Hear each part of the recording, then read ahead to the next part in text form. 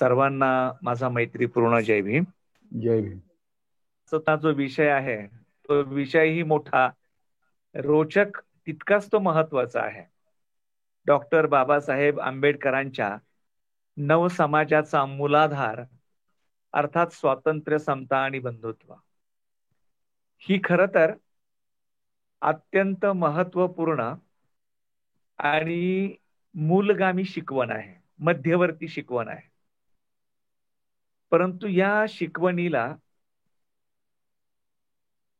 आपण सर्वच जण मुख्यत्वे करून एक राजकीय घोषवाक्य किंवा राजकीय घोषणा किंवा संविधानातील प्रास्ताविकेमधील मूल्य, सामाजिक मूल्य असंच पाहतो.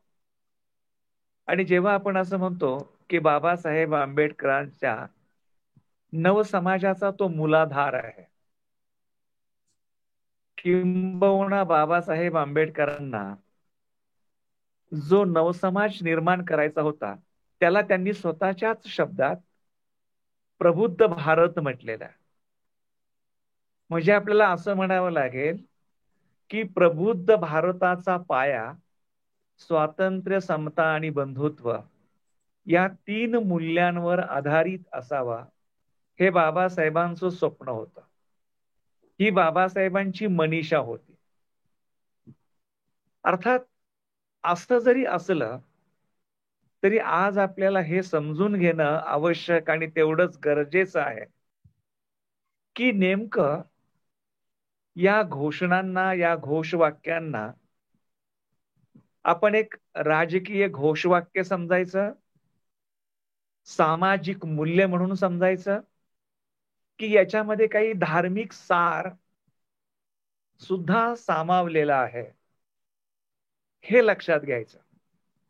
कारण या गोष्टींचा बाबासाहेबांनी ज्या ज्या वेळेस आणि ज्या ज्या प्रकारे उल्लेख केलेला आहे त्यामधील काही ठळक गोष्टी मी आपणासमोर केवळ क्रमवारीने सांगणार आहे की खरोखरच या स्वातंत्र्य, समता आणि बंधुता या 3 तत्वांना बाबासाहेबांनी कोणत्या कोणत्या प्रसंगी मांडलेला आहे.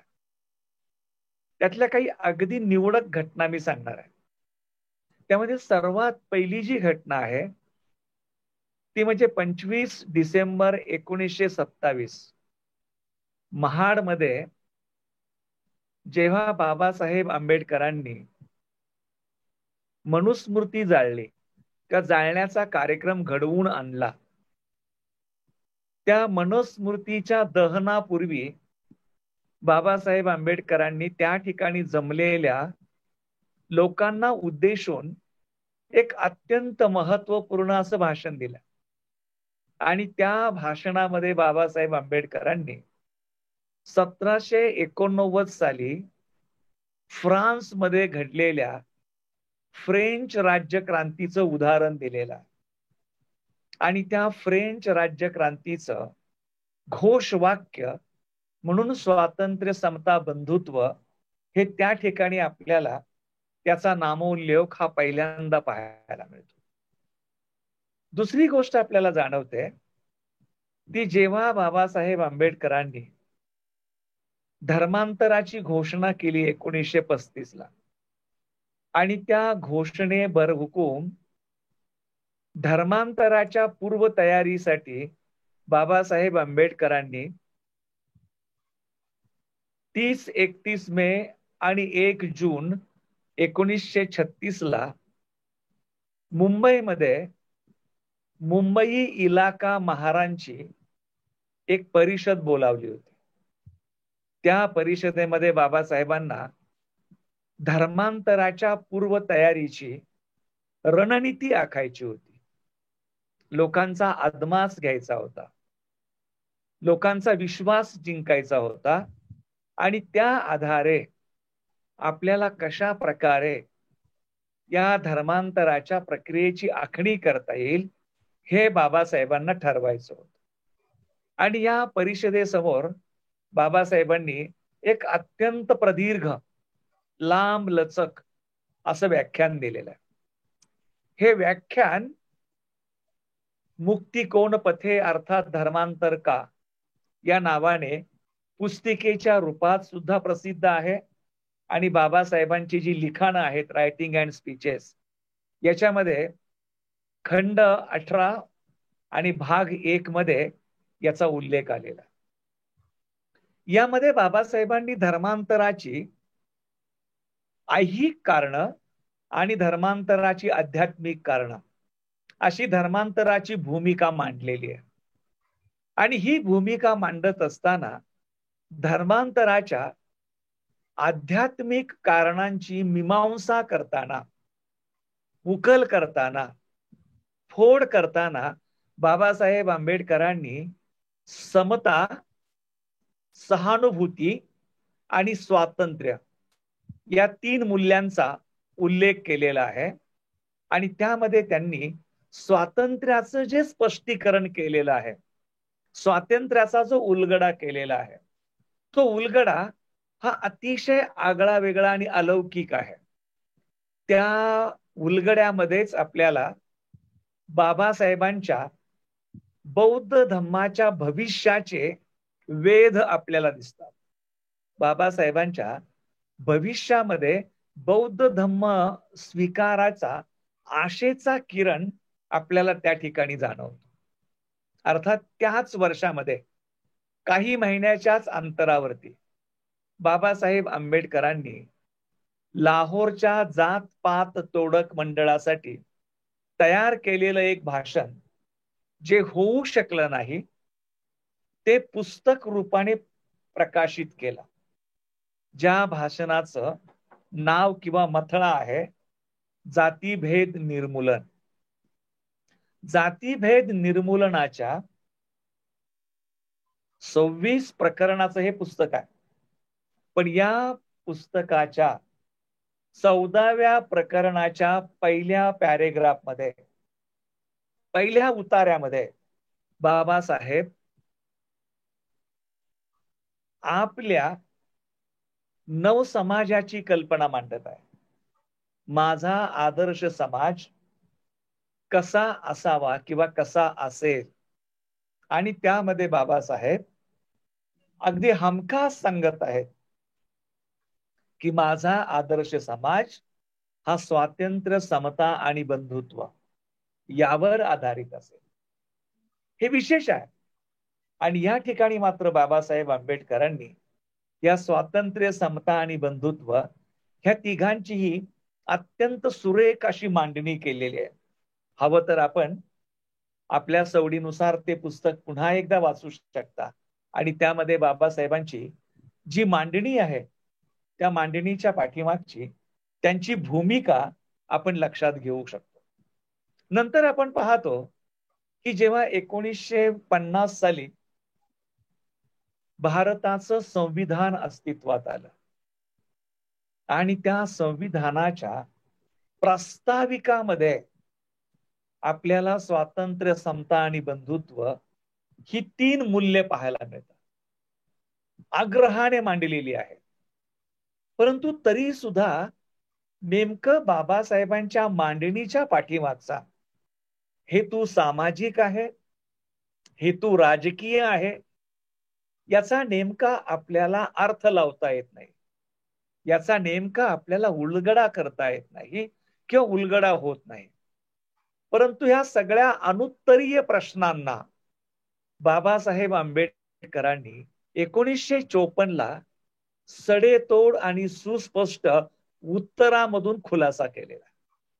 1954 बाबासाहेब आंबेडकरांची नभोवाणीवरती मुलाखत झाली होती.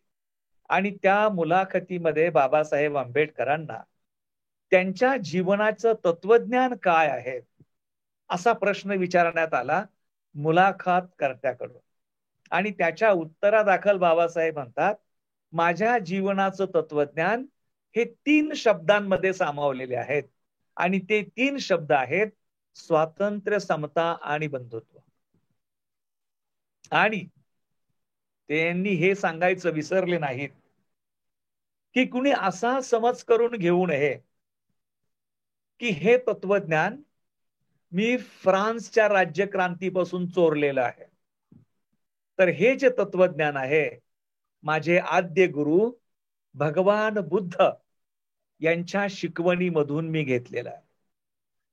आणि 1954 साली जे बाबासाहेबांनी मांडलेलं आहे ते आपल्याला 1950 साली बाबासाहेब आंबेडकरांनी महाबोधी सोसायटीच्या मासिकासाठी जो लेख लिहिलेला आहे, भगवान बुद्ध आणि त्याच्या धम्माचे भवितव्य, या लेखामध्ये बाबासाहेब धर्म कोणता स्वीकारावा याच्या 4 कसोट्या सांगत आहेत. आणि त्या 4 कसोट्यांपैकी जसा मग धर्म जो आहे तो नैतिकतेवर आधारित असावा, तो विज्ञानावर आधारित असावा, त्याने गरिबीचं उदात्तीकरण करू नये. पण त्यामध्ये बाबासाहेबांनी हे ठासून सांगितलेलं आहे की धर्म जो आहे तोच निवडावा किंवा तोच असावा ज्यामध्ये स्वातंत्र्य, समता आणि बंधुत्व या सामाजिक मूल्याचा अंगीकार केलेला आहे. आणि या 2 गोष्टीमधून आपल्याला एक गोष्ट सुस्पष्टपणे पाहायला मिळते की बाबासाहेब आंबेडकरांच्या दृष्टीतून, बाबासाहेब आंबेडकरांच्या नजरेतून स्वातंत्र्य, समता आणि बंधुत्व ही जी 3 मूल्ये आहेत, ही केवळ सामाजिक मूल्य नाही आहेत, ही केवळ धार्मिक मूल्य नाही आहेत, ही माफ करा, ही केवळ राजकीय मूल्य नाही आहेत, तर ही धार्मिक ताकदीची धार्मिकच मूल्य आहेत. आता याचा आपण थोडा खुलासेवार उलगडा करून घेऊया किंवा खुलासेवार त्याला स्पष्ट लक्षात घेण्याचा आपण प्रयत्न करूया. आता उदाहरणार्थ जसं मी सांगितलं की 1936 साली बाबासाहेब आंबेडकरांनी जेव्हा मुक्ती कोण पथे अर्थात धर्मांतर का हे पुस्तक रूपाने जरी नंतर आलेलं असलं तरी धर्मांतराच्या पूर्वतयारीच्या प्रसंगी दिलेलं ते अतिशय साचेबद्ध व्याख्यान आहे. आणि त्यामध्ये जेव्हा बाबासाहेब स्वातंत्र्याची परिभाषा करतात किंवा स्वातंत्र्याविषयी बोलतात तेव्हा बाबासाहेब हे हमखास मांडत आहेत की स्वातंत्र्य हे माणसाला केवळ अभिव्यक्ती स्वातंत्र्य, बोलण्याचं स्वातंत्र्य, कपडे परिधान करण्याचं स्वातंत्र्य, व्यवहार करण्याचं स्वातंत्र्य, व्यवसाय निवडण्याचं स्वातंत्र्य ही बाह्य प्रकारची स्वातंत्र्य आहे. आणि ही बाह्य प्रकारची स्वातंत्र्य ही महत्वाची आहेत, ही आवश्यक आहेत, ही गरजेची आहेत. पण खरं स्वातंत्र्य जर कशाचं असेल तर त्या ठिकाणी बाबासाहेब म्हणतात खरं स्वातंत्र्य हे मनाचं स्वातंत्र्य आहे. आणि मनाच्या स्वातंत्र्याची उकल करताना बाबासाहेब त्या ठिकाणी जो शब्द प्रयोग वापरत आहेत तो शब्द प्रयोग आहे विमुक्ती. आणि विमुक्ती हा जो शब्द आहे मराठीत ज्याला आपण विमुक्ती म्हणतो त्याला इंग्रजीमध्ये लिबरेशन म्हटलेलं आहे. विमुक्ती ही 2 प्रकारची सांगितली जाते धार्मिक अर्थाने. पहिली जी विमुक्ती आहे ज्याला आपण चित्त विमुक्ती असं म्हणतो. आणि चित्त विमुक्ती म्हणजे सर्व प्रकारचे क्लेश, सर्व प्रकारच्या नकारात्मकता आणि सर्व प्रकारचे अकुशल मानसिक प्रभाव याच्यामधून माणसाने स्वतःला मुक्त करणं. आणि दुसरी जी विमुक्ती सांगितलेली आहे तिला म्हटलं जातं पय्या विमुक्ती किंवा प्रज्ञा विमुक्ती. आणि प्रज्ञा विमुक्ती म्हणजे सर्व प्रकारच्या मिथ्या दृष्टी, सर्व प्रकारच्या चुकीच्या दृष्टी, सर्व प्रकारचे संभ्रम, सर्व प्रकारचे भ्रम, सर्व प्रकारचे पूर्वग्रह, सर्व प्रकारचे गैरसमज, ज्या काही 64 मिथ्या दृष्टी सांगितलेल्या आहेत त्याच्यातून मुक्ती प्राप्त करणं याला खऱ्या अर्थाने स्वातंत्र्य म्हटलेलं आहे. आणि त्याचा उदाहरण देताना, त्याचा दाखला देताना बाबासाहेबांनी जे सांगितलेलं आहे की एखाद्या कैद्याला साखळ दंडातून मुक्त का केलं जातं तर त्या कैद्याला त्याच्या अंगी असणाऱ्या संपूर्ण क्षमतेचा पूर्ण उपयोग करता यावा, त्याच्यामध्ये असणाऱ्या मानवी ताकदीचा त्याला पूर्ण व्यवहारामध्ये उपयोग करून स्वतःला बदलवता यावं, स्वतःमध्ये परिवर्तन आणता यावं. आणि म्हणून ते म्हणतात की जर एखादा मनुष्य भलेही चार भिंतीच्या बंद खोलीत कैद नसेल, पण तो जर मनाने गुलाम असेल तर त्याच्या त्या स्वातंत्र्याचा काय मतलब आहे, त्याच्या त्या स्वातंत्र्याला काय अर्थ आहे. जरी एखाद्या माणसाच्या पायात साखळदंड नसतील, पण जर तो मनुष्य जुन्या संकल्पना, जुन्या भ्रम, जुन्या देवदेवत्यांच्या मानसिकता, गुलामी याचा गुलाम असेल तर त्याला स्वातंत्र्य असण्यामध्ये काय हाशील आहे. बाबासाहेबांनी इतकं ठोसपणे मांडलेलं आहे की माणसाच्या स्वातंत्र्य असणं हे काय किंवा त्याचा मतलब काय, तर म्हणतात माणसाचं स्वतंत्र असणं हे त्याच्या जिवंतपणाची खूण आहे, जिवंतपणाचं लक्षण आहे. जर एखादा मनुष्य मानसिक दृष्ट्या स्वतंत्र नसेल तर तो जिवंत असून सुद्धा मेल्यासारखा आहे. एवढ्या ठोसपणे बाबासाहेब आपली भूमिका स्पष्ट करतायत. आणि हीच गोष्ट मला असं वाटतं आणि ही सुस्पष्ट आहे की बाबासाहेब आंबेडकरांनी कालामसूत्राच्या मांडणीमधून ती तिथे घेतलेली आहे किंवा आणलेली आहे. आणि म्हणून बाबासाहेब म्हणतात की जो रूढींचा, परंपरेचा, श्रेष्ठांचा, चौकटीचा, सामाजिक बंधनांचा गुलाम नाही, ज्याला चांगलं काय वाईट काय हे ठरवता येतं आणि जो चांगल्याच्या प्रती चांगलं आहे असं सांगू शकतो, जो वाईटाच्या प्रती ते वाईट आहे असं बोलू शकतो. थोडक्यात ज्याच्या विवेकाची ज्योत विझलेली नाही तोच खऱ्या अर्थाने स्वतंत्र आहे. आणि ही स्वातंत्र्याची व्याख्या म्हणजे एक प्रकारे बुद्धत्व प्राप्ती केलेल्या माणसाच्या मनाच्या व्याख्येशी जुळणारी व्याख्या बाबासाहेब करत आहेत. आणि म्हणून स्वातंत्र्य हे तेच खरं स्वातंत्र्य आहे की जिथे माणसाने मानसिक गुलामीतून मुक्त झालेलं.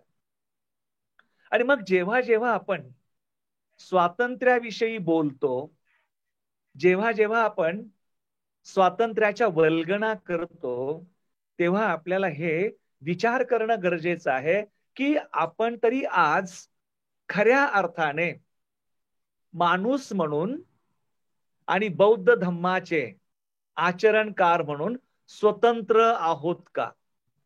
जसं आपण एक उदाहरण पहा, बाबासाहेबांनी धर्मांतर केलं 56 साली आणि त्यांना धर्मांतरानंतरचे सगळे संभाव्य धोके माहिती होते, म्हणून त्यांनी त्रिशरण पंचशिला शिवाय आपल्याला चौकटीत बांधून ठेवण्यासाठी 22 प्रतिज्ञा दिल्या.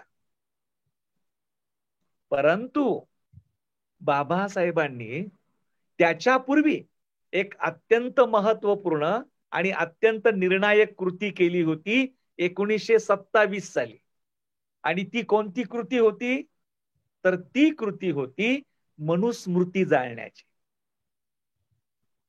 मनुस्मृती जाळणं म्हणजे बाबासाहेबांच्या ठाई एक पुस्तक जाळणं नव्हतं. ज्याच्या घरी 50,000 पुस्तकं ग्रंथसंपदा आहे, जो महात्मा आपल्या पुस्तकांवरती पोटच्या पोरांइतकं प्रेम करतो आहे, तो मनुष्य एका ग्रंथाची जाहीर होळी का करेल. पण मनुस्मृतीमध्ये सांगितलेल्या ज्या वाईट प्रथा आहेत, वाईट चालीरीती आहेत आणि ज्यांना धर्मशास्त्राची मान्यता आहे, बाबासाहेबांनी ते पुस्तक जाळून धर्मशास्त्र जाळलं होतं, धर्मशास्त्राचा निषेध केला होता. त्यामुळे जरी बाबासाहेबांनी 56 साली 22 प्रतिज्ञा दिल्या होत्या, पण ज्या दिवशी त्यांनी मनुस्मृती जाळली त्याच दिवशीपासून मनुस्मृतीमध्ये जे जे सांगितलेलं आहे ते आपण करणं सोडून द्यायला पाहिजे होतं. परंतु आपण काय करतो, लग्न करताना मुलाचं किंवा मुलीचं भिक्षूला बोलवून बौद्ध पद्धतीने लग्न लावतो, पण 2 दिवस अगोदर मात्र हिंदू पद्धतीने आजही आपण घाणेरडी हळद खेळतो, हिरवे चुडे घालतो, कुळदैवतांची पूजा करतो, नारळ फोडतो. आजही बौद्धांच्या लग्नामध्ये असले घाणेरडे प्रकार घडणं म्हणजे मनुस्मृती जाळली काय आणि 22 प्रतिज्ञा घेतल्या काय. आपण काय आहोत तर मानगुटीवर बसलेल्या मानसिक गुलामीचे गुलाम आहोत. आपण अजून खऱ्या अर्थाने हिंदू धर्माचं भय सोडलेलंच नाहीये. त्यामुळं स्वातंत्र्याबद्दल बोलण्याचा आपल्याला तेवढा अधिकारच पोचत नाही. स्वातंत्र्य तेच की जे चुकीच्या गोष्टीला चुकीचं आहे हे सांगू शकेल.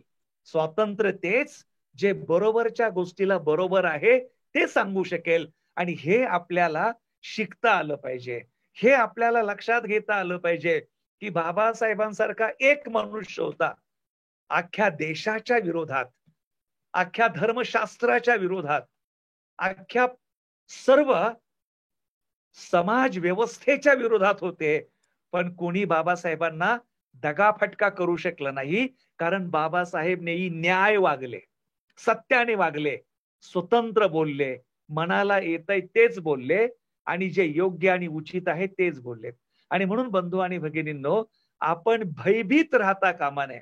आपण कधी कधी पाहतो की कुटुंबामध्ये आपलं पुढारपण टिकण्यासाठी आपण आपल्या तत्वांशी तडजोड करतो. सामाजिक संघटनेमध्ये लोकांनी आपल्याला चांगलं म्हणावं म्हणून कधी कधी चांगल्या गोष्टी बोलायला आपण भीतो. अरे खरं बोला ना तिथे. अनेक बोधाचार्य आहेत, अनेक कधी कधी लोक पाहतो जे धर्म प्रचार आणि प्रसार करतात तिथे, जे एखाद्याच्या घरी जातात. आजही तुम्ही लोकांना सांगा ना की आपण खरं जर बौद्ध असू तर बौद्ध धम्म हा आचरणात आहे. तो किती मेणबत्त्या लावायच्या, किती अगरबत्त्या लावायच्या, पिंपळाची पानं ठेवायची की नागिनीची पानं ठेवायची, तांब्याचं मडकं भांड ठेवायचं का मातीचं मडकं ठेवायचं, याच्यात धर्म नाहीये. धर्म हा शीलांमध्ये आहे, धर्म हा समाधीमध्ये आहे, धर्म हा जगण्यामध्ये आहे. पण आपल्याला वाटतं की लोकांना वाईट वाटेल, लोकांनी केली ना मांडणी, राहू द्या तशीच, करूया आपण तिथे. आपल्याला जे अयोग्य आहे ते अयोग्य म्हणून बोलता आलं पाहिजे. आपल्याला जे योग्य आहे ते योग्य म्हणून बोलता आलं पाहिजे. म्हणून बंधू आणि भगिनींनो, स्वातंत्र्य जे आहे हे मनाचं स्वातंत्र्य आहे. आणि मनाच्या स्वातंत्र्याशिवाय आपल्याला माणूस म्हणून जगण्याचा आनंद घेता येऊ शकत नाही. याचं कारण काय? आपण सर्वजण धम्म शिकतो. आपल्याला दुःखाचं मूळ सांगितलं जातं. दुःखाचं मूळ काय आहे तर तृष्णा सांगितली जाते. दुःखाचं मूळ काय आहे तर तृष्णेतून निर्माण होणारा द्वेष सांगितला जातो. आणि तृष्णा आणि द्वेष काय आहे तर ह्या दोघांचं कारण अविद्या किंवा अज्ञान आहे म्हणून सांगितलं जातं. आणि हेच सांगितलं जातं या तीन विषांमुळं जग दुःखात आहे, संसार दुःखात आहे, माणूस दुःखात आहे. परंतु हे जी तृष्णा आहे, तृष्णा काय दुकानामधल्या शोकेस मध्ये आहे का? द्वेष हा काय आपल्या बाहेर आहे का? आपण आपल्या हृदयामध्येच तृष्णा घेऊन जगतो. आपण आपल्या हृदयामध्येच द्वेष घेऊन जगतो. आपण आपल्या हृदयामध्येच अज्ञान घेऊन जगतो. आपण इतरांना सांगतो की तृष्णेवर कार्य कसं करायचं. आपण इतरांना सांगतो द्वेषावर कार्य कसं करायचं. आपण इतरांना सांगतो अज्ञान दूर कसं करायचं. परंतु आपण हे कधी तपासतो का की आपण आपल्या हृदयामधनं हे विकार काढलेत का? जर हे विकार, हे विष, अशा सारखे क्लेश जर आपल्याच हृदयात असतील तर आपलं सगळं जे जगणंच आहे ते जगणंच मुळात या तीन विषांमुळे प्रभावित असेल. आणि आपली प्रत्येक कृती, आपलं प्रत्येक जे वर्तन आहे ते वर्तन तृष्णेने प्रभावित असेल, द्वेषाने प्रभावित असेल, अज्ञानाने प्रभावित असेल. आणि जर आपलं जगणं अशा प्रकारचं असेल तर मग आपण कसं म्हणू शकतो की मी माझ्या अर्थाने चित्त विमुक्तीच्या जवळ पोहोचलेलो आहे, मी माझ्या अंतःकरणाचं शुद्धीकरण केलेलं आहे, मी माझ्या मनाला साफ केलेलं आहे. बाबासाहेब वेळोवेळी म्हणतात, काय म्हणतात? मलिन मनाला साफ करणं हाच धम्म होय. सद्धम्माचं प्रकरण पहिलं आणि पहिलीच ओळ आहे. त्या प्रकरणाचा मथळाच बाबासाहेबांनी दिलाय, मलिन मनाला साफ करणं हाच धम्म होय. ते काय म्हणतात, जीवन सुचिता राखणे हाच धम्म होय. आणि जीवनाची सुचिता ही 3 प्रकारची आहे, त्रिविध आहे. कायेची सुचिता, वाचेची सुचिता आणि मनाची सुचिता.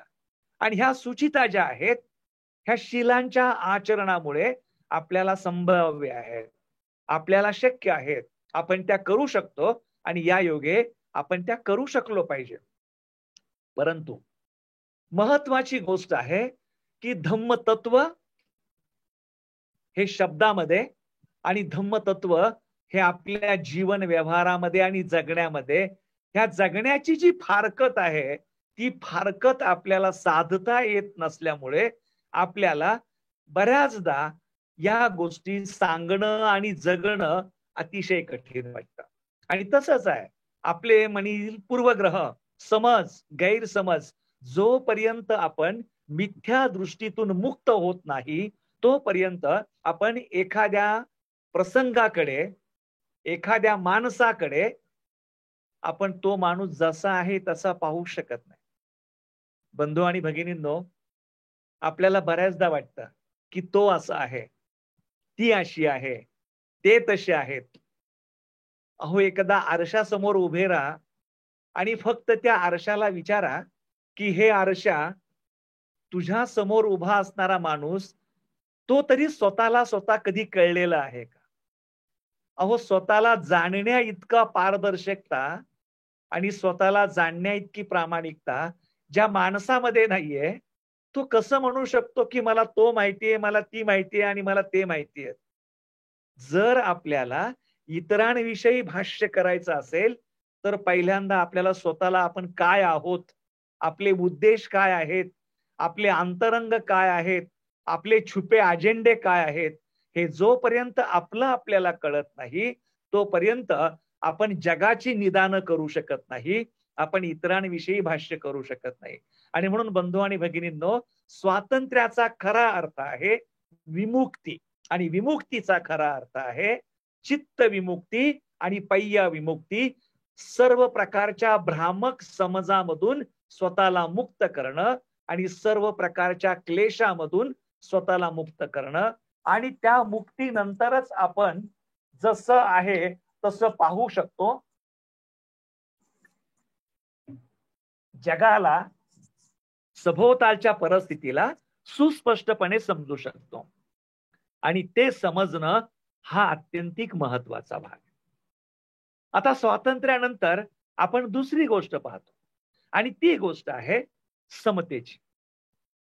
समता अत्यंत महत्वाचं तत्व आहे, परंतु समतेचं स्पष्टीकरण करताना बाबासाहेब आंबेडकरांनी स्वतःच स्पष्टीकरणामध्ये जातीभेद निर्मूलन या पुस्तकामध्ये विरोधाभास निर्माण केलेला आहे, कॉन्ट्रडिक्शन केलेला आहे. ते म्हणतात, जन्माने 2 माणसं सारखी असूच शकत नाहीत किंवा माणसांमध्ये समता किंवा सारखेपणा असूच शकत नाही. मग ते कोणत्या अर्थाने सांगत आहेत? तर त्यांचे सांगण्याचे जे मुद्दे आहेत ते 3 टप्प्यामध्ये आहेत. बाबासाहेब म्हणतात, अनुवंशिकतेनुसार, नंबर 2 संगोपनानुसार आणि नंबर 3 स्वतःचे प्रयत्न. ते असं म्हणतात की माणूस जेव्हा जन्माला येतो तेव्हा त्याच्या आईवडिलांच्या अनुवंशिकतेमधून त्याला मिळालेले जे काही संस्कार आहेत आणि त्या संस्काराचा त्याच्या व्यक्तिमत्वावरती होणारा जीवनामध्ये जो प्रभाव आणि परिणाम आहे, ही नंबर 1 ची गोष्ट आहे. दुसरी गोष्ट, तो मनुष्य ज्या कुटुंबात जन्माला येतो त्याचे आई वडील, त्याचे कुटुंबीय, त्याचे शेजारी पाजारी, त्याचा समाज, या सगळ्या गोष्टीचा त्या माणसाच्या जडणघडणीवरती परिणाम होऊ शकतो किंवा होत असतो. आणि तिसरी गोष्ट ते म्हणतात, जरी अनुवंशिकता एक कारण असलं आणि जरी त्याचं संगोपन हे दुसरं कारण असलं, पण अशाही परिस्थितीमध्ये जेव्हा तो मनुष्य प्रयत्न करतो आणि जर त्याचे प्रयत्न खडतर असतील, तर तो मनुष्य सुद्धा निश्चित चांगला निपजू शकतो, चांगला होऊ शकतो. 10वीच्या किंवा 12वीच्या परीक्षेनंतर आपण कधी कधी वर्तमानपत्रामधून आणि टीव्हीच्या न्यूज मधून काही न्यूज ऐकतो. म्हणजे उदाहरणार्थ, एका अत्यंत सुखवस्तू घरात प्राध्यापकाचा मुलगा हा 85% मार्क मिळवतो. त्याला खूप अवघड नाही ना? प्राध्यापकाचा मुलगा म्हणजे त्याची आई पण कुठेतरी लेक्चरर असेल, अनुवंशिकतेपासून संस्कार असतील, वाढवताना सरपोष शिक्षणाचे संस्कार दिले असतील, चांगल्या शिकवण्या लावल्या असतील, खायला बदाम अक्रोड दिले असतील बुद्ध्यांक वाढावा म्हणून, बुद्ध्यांक चाचण्या केल्या असतील, आणि मग त्या मुलाने 95% मार्क मिळवणं हे स्वाभाविक आहे. अनुवंशिकता आहे, संगोपन आहे आणि त्याचे अल्पशे प्रयत्न आहेत. परंतु स्मशानभूमीमध्ये प्रेत जाळण्याचं काम करणारा माणूस आहे, तो काय प्राध्यापक नाहीये, त्याची बायको काय लेक्चरर नाहीये. त्याच्यामुळे त्यांनी जन्म दिलेल्या पोराला किंवा पोरीला अनुवंशिकतेनुसार शिक्षणाचा वारसाच नाहीये. जी माणसं दिवसभर मुडदे जाळण्यामध्ये व्यस्त आहेत, ज्यांना शिक्षणाचा गंधही नाहीये, ते काय आपल्या मुलीची शिकवणी घेऊ शकत नाहीत आणि ते काय आपल्या मुलीला पैसे नसल्यामुळे शिकवणीला पाठवू शकत नाही. घरात वीज नाहीये, प्रेत जेव्हा जाळलं जातं तेव्हा प्रेताच्या अग्नीच्या प्रकाशामध्ये अभ्यास करून प्रेत जाळणाऱ्या त्या माणसाची मुलगी जेव्हा 85% मार्क मिळवते, तेव्हा त्या 95% मार्क मिळवणाऱ्या मुलापेक्षा त्या मुलीचे जे कष्ट आहेत आणि प्रयत्न आहेत 100% जास्त आहेत. ना अनुवंशिकता आहे, ना संगोपन आहे, पण तिची जिद्द, तिचे प्रयत्न, तिची स्वतःची धाडस आणि तिने त्याच्यामध्ये ओतलेली जिद्द आणि साहस आणि सातत्य या जोरावर ती जिंकलेली आहे. आणि म्हणून बाबासाहेब म्हणतात की अशा प्रकारे पाहता जेव्हा तुम्हाला दोन माणसांमध्ये समता दिसत नाही, परंतु आपल्याला अशा विषम परिस्थितीमध्ये सुद्धा समतापूर्ण व्यवहार निर्माण करता आला पाहिजे. आणि मग ते आपण दुसरं एक उदाहरण पाहू हे समजण्यासाठी, की एकाच आईची 2 लेकरं आहेत. एक गुटगुटीत आहे, ताकदीने चांगलं आहे, थोडं खेळकर आहे, आणि दुसरं जे मूल आहे थोडं अशक्त आहे, कृश आहे. अशा वेळेस ती आई रोजचा सकाळचा नाश्ता देताना गुबगुबीत मुलांना 5 बदाम देते, तर अशक्त मुलाला 10 बदाम देते. गुबगुबीत मुलाला कप भरून दूध देते, तर अशक्त मुलाला मोठं ग्लास भरून दूध देते. तर मग आपल्याच पोटच्या 2 मुलांशी नाश्त्याच्या प्रसंगी आई करत असलेला व्यवहार हा विषम आहे, चुकीचा आहे असं आपण म्हणू का? अजिबातच नाही. आईचं प्रेम त्या दोन्ही मुलांवरती सारखंच आहे.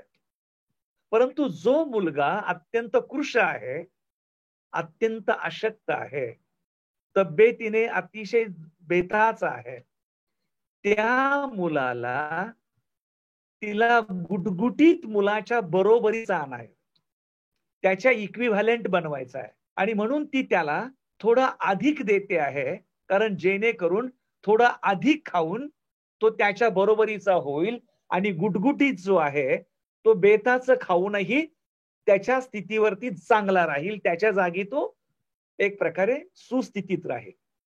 अशा प्रकारे आपण पाहतो की कधी कधी आपण समतेची व्याख्या किंवा समतेची मांडणी केली जाऊ शकते. परंतु तरी सुद्धा आपल्याला एक गोष्ट पाहायची आहे की समता जी आहे ही मुळातच एक प्रकारे आपली मानसिकता आहे.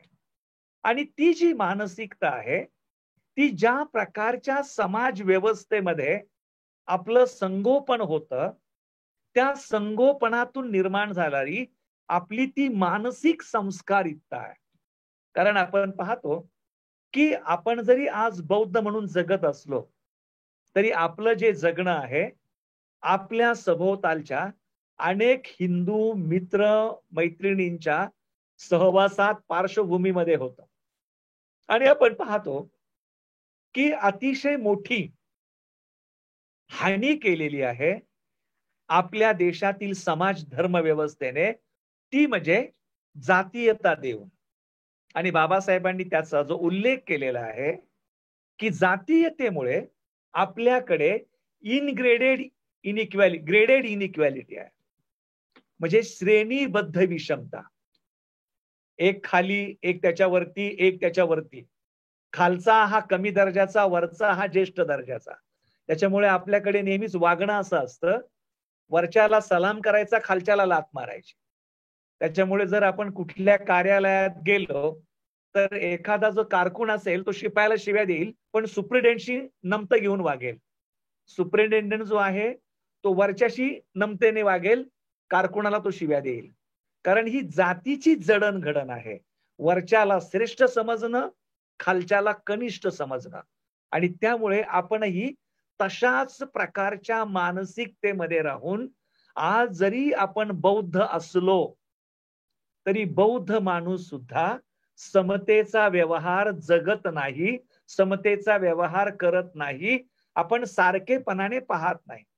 आपण नेहमी एखादं नाव कांबळे म्हणून कुणी सांगितलं, आपण पहिल्यांदा हळूच विचारतो आपल्यापैकी आहे का, आणि तो जर म्हणला नाही नाही चांभार आहे तर लगेच आपलं प्रेम कमी होतं, कारण तो बौद्ध नाहीये.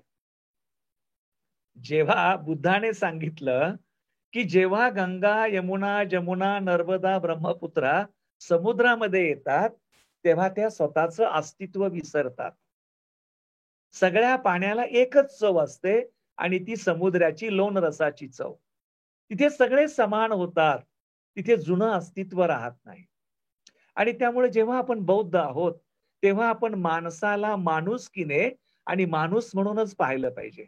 पण आजही आपली सुद्धा बौद्ध माणसं चांभार कोण, ढोर कोण, मातंग कोण, महार कोण, कोलाटी कोण, फासपारधी कोण, या परिभाषेत जेव्हा आपण जातीनिहाय वागतो याचा अर्थ आपण देखील त्या विषमतेच्या, असमतेच्या रहाडगाडग्यातून, उतरंडीमधून बाहेर पडलेलो नाही.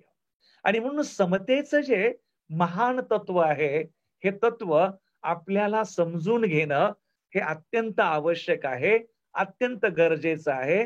आणि त्या प्रकारे आपल्याला समतेने सर्वांसोबत वागताच आलं पाहिजे. आणि त्यामध्ये एक सर्वसामान्य कल्पना करा, जसं बुद्धाने सांगितलेलं आहे, मेत्त, जसा मी तसा तू. जशा माझ्या संवेदना वेदना तशाच समोरच्याच्या सुद्धा संवेदना वेदना.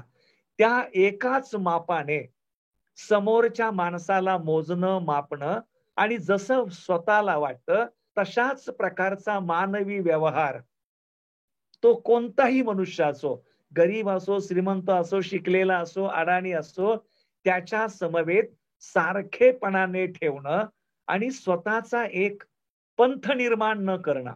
म्हणजे आज आपण पाहतो की जसं पाहतो की समाजामध्ये ज्या गोष्टी आवश्यक नाहीयेत त्याला सुद्धा समाज महत्व देतो. जसं वकिलांचा घोळका, प्राध्यापकांचा घोळका, लेक्चरांचा घोळका, कारकुनांचा घोळका, म्हणजे याच्यामध्ये सुद्धा आपण श्रेणीबद्धता पाहतो. म्हणजे कुणी वकील असेल, कुणी इंजिनियर असेल, कुणी डॉक्टर असेल, हे आपले व्यवसाय आहेत. परंतु त्या डॉक्टरच्या पांढऱ्या ऍप्रनच्या खाली, त्या वकिलाच्या काळ्या कोटाच्या खाली त्या पोलीस इन्स्पेक्टरच्या खाकी वर्दीच्या खाली फक्त माणूस आणि माणूसच आहे. आणि त्या माणसाचं हृदय आणि पांढऱ्या ऍप्रन मधल्या माणसाचं हृदय हे सारखंच आहे. त्याला जरी टाचणी टोचली तरी तो आईच म्हणेल, आणि याला जरी टाचणी टोचली तरी तो आईच म्हणेल. त्यामुळं आपल्याला ह्या व्यवहारामधील विषमता तोडता आल्या पाहिजेत. आपणच आपल्या समाजाची उतरण निर्माण करतो आहोत विषमतेच्या माध्यमातून. आणि म्हणून हे समतेचं तत्व आपल्याला अधिक खुलेपणाने पाहता आलं पाहिजे, लक्षात घेता आलं पाहिजे आणि जीवनामध्ये त्याचा अंगीकार करता आला पाहिजे. असो, वेळ वाढत चाललेला आहे आणि अजून एक तत्व आपल्याला पाहायचं आहे, आणि ते तत्व आहे बंधुत्व. बंधुत्व बाबासाहेबांनी याच्यावरती जो जोर दिलेला आहे तो अतिशय आगळा वेगळा आहे. ते असं म्हणतात की बंधुत्व हे स्वातंत्र्य आणि समतेपेक्षाही महत्वाचं आहे. ते म्हणतात बंधुत्व जे आहे हे स्वातंत्र्याची आणि समतेची खात्री देतं, गॅरंटी देतं. जर बंधुत्वच नसेल तर त्या ठिकाणी स्वातंत्र्यही पाळलं जाऊ शकत नाही आणि त्या ठिकाणी समताही राखली जाऊ शकत नाही. आणि बंधुत्व हे जे तत्व आहे हे बंधुत्वाची भावना एका स्वतःच्या सख्या भावाच्या प्रती आपल्या हृदयामध्ये जी आस्था, आपुलकी, जिव्हाळा, प्रेम, जवळीक, संवेदना असते, तशाच प्रकारची संवेदना ही आम माणसांच्या प्रती ठेवणं ही बंधुत्वाची भावना. जातीभेद निर्मूलन या पुस्तकामध्ये जेव्हा बाबासाहेबांनी व्याख्या केलेली आहे, ते असं म्हणतात की बंधुत्व हे लोकशाहीचं दुसरं नाव आहे. बंधुत्व हे केवळ शब्द नव्हे, तर बंधुत्व ही आपल्या समाज बांधवांच्या प्रती आदर आणि सन्मानाची भावना आहे, सारखेपणाची भावना आहे. तेव्हा जाती भेद, गरीब श्रीमंत, शिकलेला अडाणी हे सर्व बाजूला ठेवून आपण आपल्या समाज बांधवाशी आदराने आणि सन्मानाने वागणं, आपल्या बंधू समान वागणं, त्याच्याशी बंधुत्वाचं नातं जोडणं ही महत्वाची भावना आहे. याला सुस्पष्ट करताना लोकमित्र अनेकदा वेगवेगळ्या प्रकारे मांडण्याचा प्रयत्न करतात. परवाच त्यांचं एका ठिकाणी प्रवचन झालं. त्या प्रवचनाच्या मांडणीमध्ये लोकमित्रांनी उल्लेख केलेला आहे की बंधुत्वामध्ये आपल्याला दोन गोष्टींचे अंश पाहायला मिळतात. एक नैतिकता, मॉरॅलिटी, आणि दुसरी जी गोष्ट आहे ती म्हणजे धम्म. आणि ही जी गोष्ट आहे ही आपण पाहतो की धम्माचा पायाच आहे.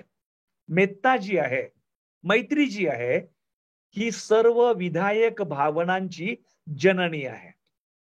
मैत्री जी आहे ही सर्व विधायक भावनांची आई आहे. आणि जेव्हा आपण मैत्री भावना करतो तेव्हा मैत्री भावना करताना आपल्याला सांगितलं जातं किंवा शिकवलं जातं की मनातल्या मनात म्हणा, मी सुखी हो, मला समाधान लाभो, मला शांती लाभो, मला आनंद लाभो आणि मी दुःखमुक्त हो. हीच गोष्ट नंतर आपण मित्रासाठी करतो, नंतर आपण त्रयस्थासाठी करतो, नंतर आपण वैऱ्यासाठी करतो आणि 5व्या पायरीमध्ये आपण विश्व मैत्री म्हणजे सर्व जीवमात्रांच्या प्रती करतो. जर आपण या 5 वाक्यांकडे पाहिलं, मी सुखी हो, मला समाधान लाभो, मला शांती लाभो, मी आनंदी हो आणि मी दुःखमुक्त हो, ह्या 5 जर गोष्टी घेतल्या आणि हे 5 प्रश्न भारतातल्या माणसाला विचारले, अमेरिकेतल्या माणसाला विचारले, ऑस्ट्रेलियामधल्या माणसाला विचारले, इंग्लंड मधल्या माणसाला विचारले, न्यूझीलंड मधल्या माणसाला विचारले, बीजिंग मधल्या माणसाला विचारले, तैवान मधल्या माणसाला विचारले, जपान आणि कोरिया मधल्या माणसाला विचारले, श्रीलंकेमधल्या माणसाला विचारले, प्रत्येक जण हेच सांगेल, मला सुख हवंय, मला शांती हवी, मला समाधान हवंय, मला आनंद हवाय आणि मला दुःखातून मुक्ती हवी, मला दुःख नको आहे. त्यामुळे ह्या पाचही ज्या भावना आहेत, या दुसरं तिसरं काही नसून मूलभूत अशा नैसर्गिक मानवी भावना आहेत आणि 6 खंडामध्ये असणाऱ्या सर्व मनुष्य मात्रांच्यासाठी त्या सारख्याच आहेत. त्याच्यामध्ये वेगळेपणाच नाहीये. आणि म्हणून मैत्री जी आहे आपल्या हृदयामध्ये, आपण मैत्रीचा विकास करणं, मैत्री वाढवणं, ती जपणं आणि तिचं जतन करणं हे यासाठी महत्वाचं आहे, की मैत्री आपल्याला खरी शांती, सुख, समाधान आणि आनंद देणारी आहे. कारण मैत्रीच्याच उच्च व्यवहारामध्ये प्रासाद चित्त निर्माण करण्याची क्षमता आहे, ताकद आहे. आणि प्रासाद चित्ताची मनोअवस्था ही अशा प्रकारची मानसिक स्थिती आहे, ज्या मानसिक स्थितीमध्ये जगातील कोणतंही विष सुद्धा विरघळू शकतं. एवढी मोठी सामर्थ्यशाली ही मेत्ता भावना आहे. आणि मेत्ता भावना हा बंधुत्वाचा पाया आहे. मेत्ता भावना हा बंधुत्वाचा फाउंडेशन आहे. बंधुत्वाशिवाय मैत्री भावना निर्माण होऊ शकत नाही. आणि मैत्री भावनेशिवाय आपण सर्व जीव मात्रांच्या कल्याणाचा आणि हिताचा विचार करू शकत नाही. आणि म्हणून बंधुत्व हे अत्यंतिक महत्वाचं आहे. बंधुत्वाशिवाय, मैत्रीशिवाय आपण इतरांच्या बद्दल संवेदनशील राहू शकत नाही. आणि जोपर्यंत आपण इतरांच्या बद्दल संवेदनशील राहू शकत नाही, तोपर्यंत आपण इतरे जणांच्या बाबत चांगुलपणाचा व्यवहार, आदराचा व्यवहार, सन्मानाचा व्यवहार करू शकत नाही. आणि जोपर्यंत खऱ्या अर्थाने आपल्याला जर आनंद हवा असेल, आपल्याला सुख हवं असेल, आपल्याला समाधान हवं असेल, आपल्याला शांती हवी असेल, तर हे गोष्ट लक्षात घ्या बंधू आणि भगिनींनो, आपला मार्गच चुकीचा आहे. आणि त्या चुकीच्या मार्गाला आपण दुरुस्त केलं पाहिजे. कारण जेव्हा आपण याची अपेक्षा करतो ना, मला सुख मिळावं, मला आनंद मिळावा, मला शांती मिळावी, मला समाधान मिळावं, आपण केवळ स्वतःवर केंद्रित होतो. आपण स्वतःलाच फोकस करतो. आणि स्वतःवर केंद्रित झाल्यामुळे खऱ्या अर्थाने सुख, समाधान, शांती आपण मिळवू शकत नाही. थोडासा विचार करा. आपल्याला जर सुखी व्हायचं असेल, तर आपल्या कपातला अर्धा कप चहा समोरच्याला द्या. आणि त्या चहाचा घोट घेताना समोरचा मनुष्य किती आनंदी होतोय त्याच्या चेहऱ्याकडे पहा. त्याच्या चेहऱ्याकडे पाहताना तुम्हाला खरा आनंद वाटेल. तुम्ही प्रवास करताना केळी खायला काढली, तुमच्या जवळच्या 2 केळीपैकी 1 केळी समोर बसलेल्या लहान मुलाला द्या आणि तो ती केळी कशी सोलतो आहे आणि तिचा पहिला घास घेतल्यानंतर त्याचे गाल कसे तुम्हाला दिसत आहेत त्याच्याकडे पहा. त्या मुलाची केळी खाताना पाहून तुमची केळी तुम्हाला अधिक गोड वाटेल आणि त्या मुलाला सुद्धा तुमच्यासारखाच त्या केळीचा आस्वाद घेताना तुम्हाला खरा आनंद होईल. एक गोष्ट लक्षात घ्या, घरामध्ये स्वयंपाक तयार करणारी जी बाई असते ना, ती तिच्यासाठी मागे पळीभर आमटी उरली की नाही किंवा चमचाभर भाजी उरली की नाही याची भ्रांत न करता खाणाऱ्या बाप्यांना वाढत असते. कारण ती खरा आनंद ते मिटक्या मारून मारून जे जेवतात ना, त्याच्यात ती घेत असते माऊली आनंद. म्हणून सुख हवं असेल तर दुसऱ्यांना सुखी करण्याचा प्रयत्न करा. आनंद हवा असेल, इतरांना आनंदी करण्याचा प्रयत्न करा.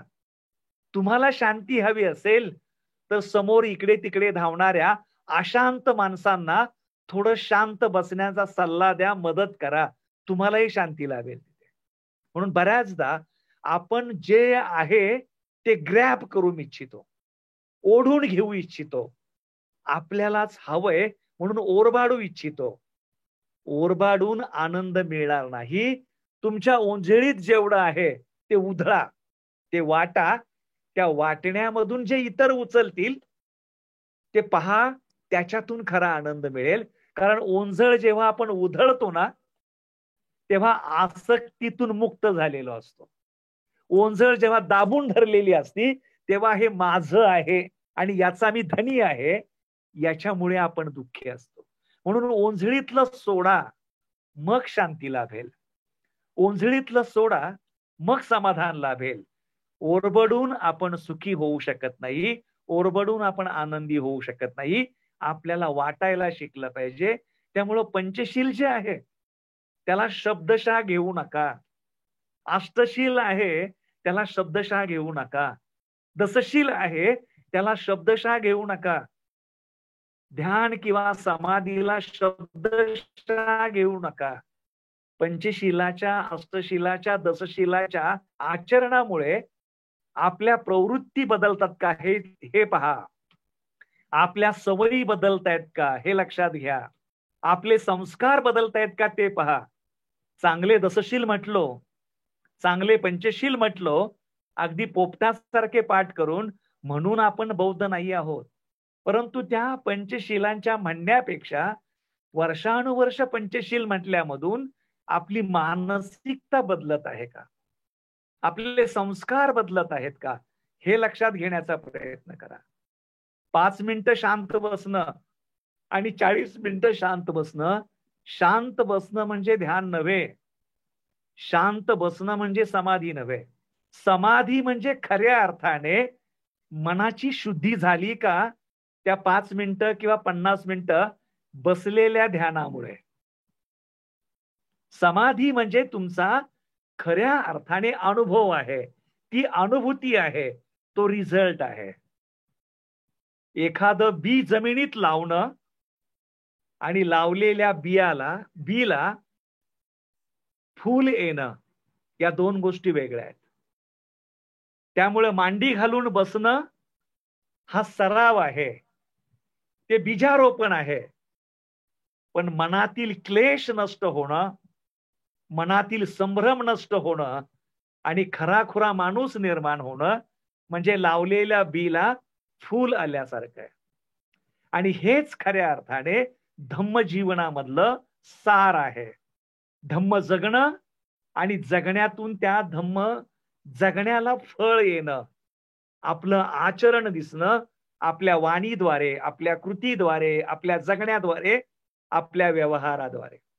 आपण बऱ्याचदा आपण पाहतो, आपण आचरण करतो, काटेकोरपणे आचरण करतो, काटेकोरपणे पूजा घेतो, काटेकोरपणे ध्यान घेतो. पण आपल्याला कळतं की अरे, आपल्या केंद्रातील एका मित्राने त्याच्या बायकोशी वाईट व्यवहार केला, बायकोशी तो असभ्य वागला. आपण लगेच मीटिंग घेतो. चला, त्याला शिक्षा काय करता येईल ते सांगा. त्याला कोण भेटणार, त्याला कोण बोलणार, त्याचा रिपोर्ट कोण लिहिणार, तो रिपोर्ट वरिष्ठांना कोण पाठवणार. पण जी मंडळी हे करत असतात त्यांच्या हृदयामध्ये थोडीफार मैत्री, थोडाफार काइंडनेस, कुणीतरी जाऊन हा प्रयत्न करतं का की जो मित्र असा वागला तो का वागला, तो कोणत्या परिस्थितीत वागला, तो कोणत्या मानसिक स्थितीमध्ये होता, या कृतीला तो एकटाच जबाबदार आहे का त्याची बायकोही जबाबदार आहे. दोघे जण 50-50% जबाबदार आहेत की तो 100% आहे आणि ती 0% आहे. आपण मैत्री भावनेचं ध्यान चांगलं करतो, पण जर चुकलेल्या माणसाच्या प्रती आपल्या हृदयामध्ये काइंडनेस नसेल, ममता नसेल, दयाळूपणा नसेल, क्षमाभाव नसेल, तर तुमचं आचरण कितीही मोठं असू द्या ना, ज्या हृदयामध्ये फॉरगिव्हनेसच नाहीये आणि ज्या हृदयामध्ये दयामायाच नाहीये, त्या माणसाचं आचरण चांगलं आहे हे आपण कसं ठरवू शकतो. आचरणाची परीक्षा ही तुमच्या तात्काळ प्रतिक्रियेवर अवलंबून असते. तात्काळ तुम्ही कशी प्रतिक्रिया किंवा प्रतिसाद देता किंवा एखाद्याला मदत कशी करता त्यावर अवलंबून असतं. आणि म्हणून बंधू आणि भगिनींनो, बंधुत्वामध्ये नैतिकता आहे, नैतिकता आणि धम्मेत्ता आहे, आणि नैतिकता मेत्ता म्हणजेच बुद्धाचा धम्म आहे. आणि मग आपण पाहतो की बंधुत्व हा स्वातंत्र्याचा आणि बंधुत्व हा समतेचा पाया आहे, फाउंडेशन आहे. बंधुत्वाची भावना ही स्वातंत्र्याची हमी देते, बंधुत्वाची भावना ही समतेची हमी देते. अर्थात ही तीन तत्व बाबासाहेबांनी 1927, 1936, 1950, 1950 मध्ये दोनदा, 36 मध्ये दोनदा आणि 1954 मध्ये आपल्या मुलाखतीमधून सांगितलं की ही तीन तत्व हा आपण पाहतो की भगवान बुद्धाच्या शिकवणीमधून मी घेतलेली आहे, माझ्या गुरुकडून मी घेतलेली आहे. आता प्रश्न निर्माण होतो बंधू आणि भगिनींनो, ही तीन तत्व बाबासाहेब आंबेडकरांच्या नवसमाजाच्या अर्थात प्रबुद्ध भारताचा मूलाधार, फाउंडेशन कसं असू शकतं? बाबासाहेब आंबेडकरांचा जो नवसमाज आहे, मग तो बौद्ध असेल किंवा अबौद्ध असेल, तर बाबासाहेबांना हे हवं होतं की प्रबुद्ध भारत म्हणजे स्वातंत्र्य, समता आणि बंधुत्व या तीन तत्वांना आपल्या जीवनामध्ये अंगीकारणारा समाज. मग त्याच्यामध्ये कांबळे येऊ शकतो, गायकवाड येऊ शकतो, जोशी येऊ शकतो, जोंधळे येऊ शकतो, जोगळेकर पण येऊ शकतो, कुलकर्णी पण येऊ शकतो, थॉमस पण येऊ शकतो, रहमान पण येऊ शकतो, मुल्ला पण येऊ शकतो. संविधानाच्या अर्थानं एखाद्या माणसाने स्वातंत्र्य, समता आणि बंधुत्व ही मूल्य पाळणं म्हणजे त्याने बौद्ध होण्याचं कारण नाहीये, कारण ही मानवी मूल्य आहे. कुठल्याही माणसाला स्वतःच्या मनातील क्लेश काढून आनंदी व्हावशी वाटणं हे मानवी कारण आहे. कुठल्याही माणसाला समतेने वागता आलं पाहिजे, कुठल्याही माणसाला बंधुत्वाने वागता आलं पाहिजे, कारण हे मानवी जीवनाला समृद्ध करणारी मूल्य आहे.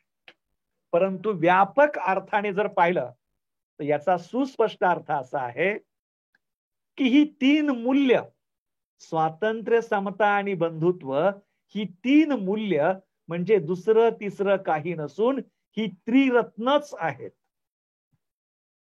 जसं पहिलं स्वातंत्र्य. स्वातंत्र्य म्हणजे काय? विमुक्ती, लिबरेशन.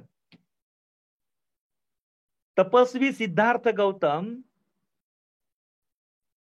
बोधी वृक्षाखाली कशासाठी बसले होते? त्यांना सत्याचा शोध घ्यायचा होता. आणि त्यांनी कशावर काम केलं? त्या ठिकाणी 4 आठवडे बसून त्यांनी स्वतःच्या मनातील क्लेश घालवले, त्यांनी स्वतःच्या मनातील मिथ्यादृष्टी नष्ट केल्या आणि म्हणून वैशाखी पौर्णिमेला ते सर्व प्रकारच्या चित्त विमुक्तीमधून आणि पय्या विमुक्तीच्या माध्यमातून लिबरेट झाले, मुक्त झाले. आणि म्हणून मुक्तीची अवस्था ही बुद्धत्वाची अवस्था आहे. मुक्तीची स्थिती ही एनलायटनमेंटची स्थिती आहे. आणि म्हणून स्वातंत्र्य जे आहे हे स्वातंत्र्य म्हणजे दुसरं तिसरं काही नसून ती बुद्धत्वाची स्थिती आहे, ती बुद्धत्वाची अवस्था आहे. समता. समता म्हणजे धम्म. दुसरं जे रत्न आहे त्रिरत्नांमधलं ते धम्म. आता समता मागच्या उदाहरणामधून आपण समतल पातळीवरती पाहिली, परंतु समता आपण ऊर्ध्वगामी अर्थाने पाहण्याचा प्रयत्न करू. या सृष्टीमध्ये असणारा प्रत्येक माणूस, मग तो स्त्री असो किंवा पुरुष असो, जो प्रयत्नशील आहे आणि जो प्रयत्न करू शकतो तो प्रत्येक जण बुद्धत्व प्राप्त करू शकतो. बुद्धत्वाच्या अर्थाने सगळे समान आहेत, सगळ्यांमध्ये बुद्धत्वाची समान क्षमता आहे, प्रत्येकाच्या प्रयत्नावर ते अवलंबून आहे. आणि मग दुसरी गोष्ट काय? मृत्यू, डेथ.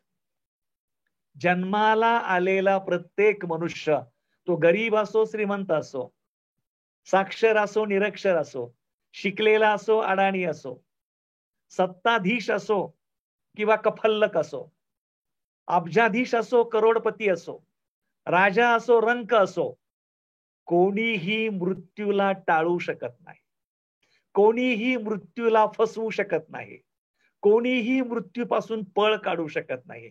त्यामुळं मृत्यूच्या दारात, मृत्यूच्या समोर ऑल आर इक्वल, सगळे समान आहेत. आणि बुद्धत्व आणि मृत्यू हे खरं तर समतेसाठी मानवाला एक सर्वोत्तम उदाहरण आहेत, सर्वोत्तम एक्झाम्पल आहे.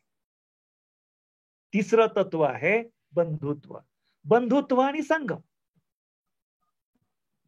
बंधुत्वाचं मूळ काय आहे तर मैत्री. आणि संघाचं तत्व काय आहे तर परस्परांच्या मध्ये मैत्री. दोन विटांना जसं सिमेंट जोडून ठेवतं तसं दोन किंवा दोन पेक्षा अधिक माणसांना मैत्री जोडून ठेवते. बुद्ध एकटे होते, एकटे निघाले, सारनाथला पोहोचले. 5 जण मिळाले, 5चे 6, 5 जण मिळून 6 झाले, 6चे 60 झाले, 60चा संघ झाला. आणि तेव्हापासून आतापर्यंत आपण पाहतो आहोत बुद्धाच्या त्या मैत्रीमुळे, बुद्धाच्या संघामधील त्या बंधुत्वाच्या भावनेमुळे आज अर्ध्यापेक्षा अधिक जगावरती बुद्धाचा विचार, बुद्धाचं तत्व राज्य करत आहे. एवढा मोठा बुद्धाच्या तत्वज्ञानाचा विजय. आणि म्हणून बंधू आणि भगिनींनो, संघामध्ये मैत्री जी आहे किंवा संघासाठी बंधुत्व जे आहे हे लाईफ ब्लड आहे. माणसाला जगण्यासाठी जशी अन्नाची आणि रक्ताची जरुरी असते, आवश्यकता असे, तशीच माणसाला समूह टिकवण्यासाठी, संघ टिकवण्यासाठी एकोपा, सुसंवाद आणि मैत्रीची आवश्यकता असते. आणि म्हणून बंधुत्व आहे हे संघ आहे. आणि म्हणून बंधू आणि भगिनींनो, बाबासाहेब आंबेडकरांचा नवसमाज अर्थात प्रबुद्ध भारत याचा मूलाधार स्वातंत्र्य म्हणजे बुद्धत्व, समता म्हणजे धम्म आणि बंधुत्व म्हणजे संघ, ही 3 मूल्य आहेत. आणि ही 3 मूल्य ना राजकीय आहेत ना सामाजिक आहेत, तर ती बुद्धाच्या धम्माच्या मूळ शिकवणीमधून बाबासाहेब आंबेडकरांनी घेतलेली आहेत. तेव्हा असो बंधू आणि भगिनींनो, अतिशय घाईमध्ये आणि अल्प तयारीमध्ये मी हा मुद्दा खरं तर तुमच्या समोर मांडण्याचा, तुम्हाला समजावून देण्याचा प्रयत्न केलेला आहे. सर्वांचे मनपूर्वक आभार मानून मी माझ्या शब्दांना विराम देऊन रजा घेतो. जय भीम, धन्यवाद.